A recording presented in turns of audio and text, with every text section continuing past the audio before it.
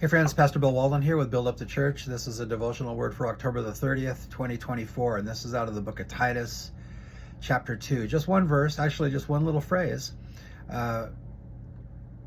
Titus chapter 2, verse 10. There are many ways that the church tries to make the gospel attractive to the world around it.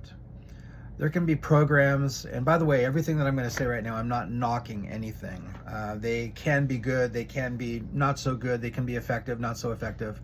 But there's many things that the church tries to do. There can be programs, there can be different outreaches, there can be schools that are offered, there can be social media things and video campaigns and any number of things, which once again can be good or not good, effective or not effective. But there's one sure way, and there's one thing that we are all called to as Christians, and it's to have a life that makes the gospel look beautiful. And in Titus chapter 2, Paul is going through a list of the different people groups in the church. He talks about older men, older women, younger women. He talks about slaves. He talks about masters. He lands finally on a verse that's talking about slaves in that day. But really, this concept applies to everyone. Let me read it to you.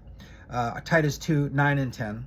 Exhort bondservants or slaves to be obedient to their own masters, to be well-pleasing in all things, not answering back, not pilfering, not stealing from their masters, but showing all good fidelity, being faithful, being honest, that they may adorn the doctrine of God our Savior in all things.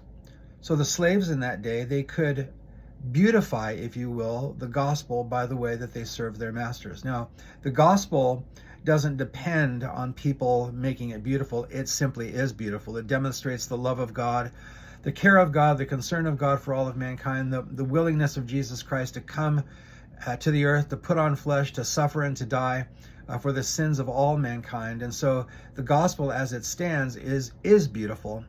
And yet the Christian has a way of also beautifying it in the way that they live. And that word adorn there in the Greek language, it's the word kosmeo. And if you're thinking a little bit, it's the word from which we get the word cosmetics. Kosmeo talks about arranging precious stones in a way that make them beautiful. And so as a Christian, if you're a follower of Jesus, you can adorn the gospel. You can make the gospel even more beautiful to the world by the way that you live your life. New Living Translation puts it this way. Slaves must always obey their masters, do their best to please them. And you could put in their employees too, so if that's where you're at. They must not talk back or steal, but must show themselves to be entirely trustworthy and good. Then they will make the teaching about our God and Savior attractive in every way. So is it a good idea that that churches do programs and have schools and give away clothes and give away food and all these other things? Absolutely. But every church and every Christian can adorn or beautify the gospel of Jesus Christ simply by the way that they live, to be good people, to be holy people, to be loving, forgiving, caring people, to not be angry, to not be under the influence of drugs or alcohol, to be kind and generous, to be considerate. There's so many different ways that we as followers of Jesus can beautify, can adorn, and I really love that word adorn, adorn the gospel of Jesus Christ. So if you're a Christ follower, think about your life. Now, as I said before, the gospel is beautiful. Perhaps think about a beautiful woman, but she can be well adorned with jewelry or her clothing or her makeup, that kind of thing. So, Christian, is your life adorning the gospel?